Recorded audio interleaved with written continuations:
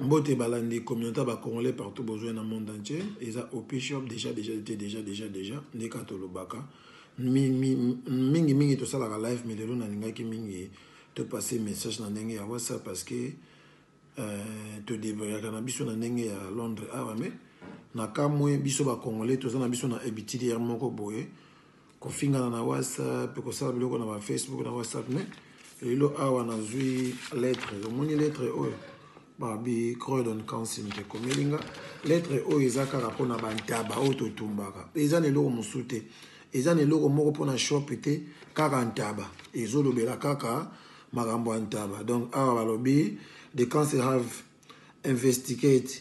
complaint regarding goat meat being sold,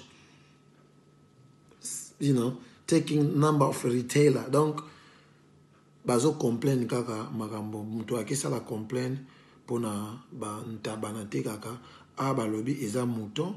et biso to lobaka eza ntaba. Bon, na ebité et puis awa siko balobi na ngai ba produit ngo nazo teka ngo in a highest price. Donc ngana oteka ntaba cher. Hein? Entre temps nazo pesa bango produit o eza moins cher. De yango zana like ça passe à highest price. Peut-être na kosa omoni si ah na bala na moni place ah where is it again place moni place ah donc solo yango yo tozo face na communauté donc ngai na bilanga na je ba kundi na kolobela te na ndenge na ko expliquer lete parce que moni bato base babanda koteka ntaba banda kala ngao nazaki parfois na Afrique banganda eza banda kala bato batika ntaba bakenda kotika na ba Belgique misu batumbaka na bandako et biso to sala shop to teka bilo olia normal to koma pe ko sala pe moins ntaba to teka mais ndenge to koma ko sala ngo eza moins différent par rapport à bato misusu ba congolais na yebi ke na shop na biso ba congolais boyaka na binote bino nyonso mbongo na mno kotsa na dépôt bolimbisa so na koloba mabe bokena na bantu we bokena na balobo sikona ntaba lisu boke funda ngai na comprendre binote lettre eza a congolais nyonso oya na shop na tanga lettre na otangisa na ngai lettre oyo ba kamera boka ya ntaba kaka lo banda lelo toza les deux à partir de lelo il faut na fongola ba porte na ba office ya Croydon ba ya ko sala vérification na bango et ko ça a plus de 6 mois même 12 mois ceux qui va trouver nga guilty na 6 mois ya prison et ça na ba tchango na sima donc nazana ba ko futa ngai 20 000 hein na 20 000 livres ya fan na 6 mois ya prison ba tchango wapi na 6 mois ya prison omoni yango na 6 mois ya prison kaka pona makambo ntaba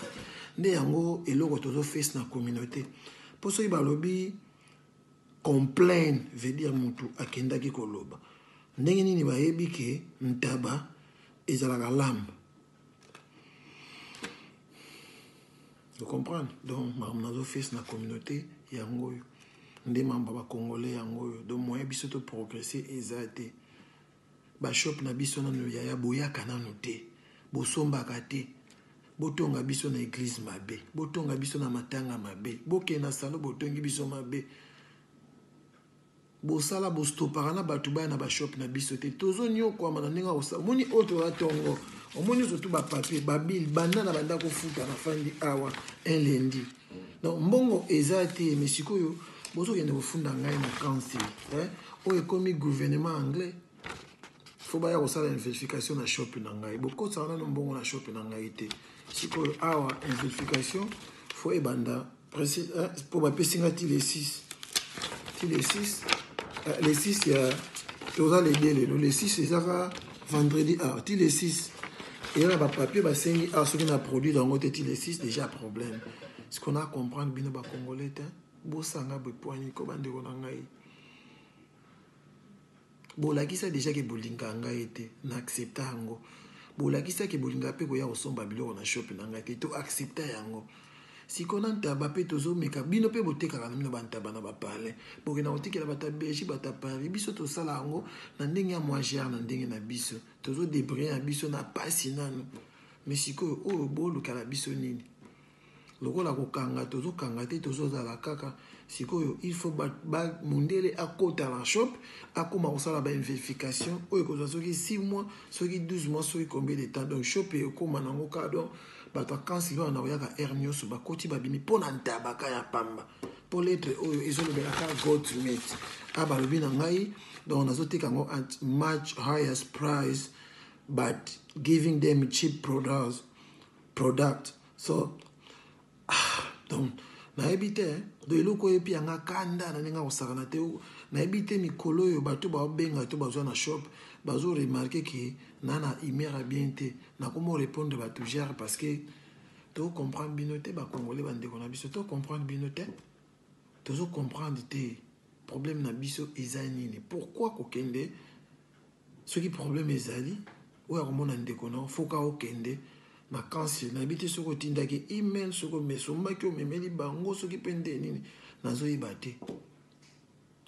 te nde yango kana ngai na explike bakongole problème oyo tozofese na communauté na biso nde makambo oyo donc biso bakongole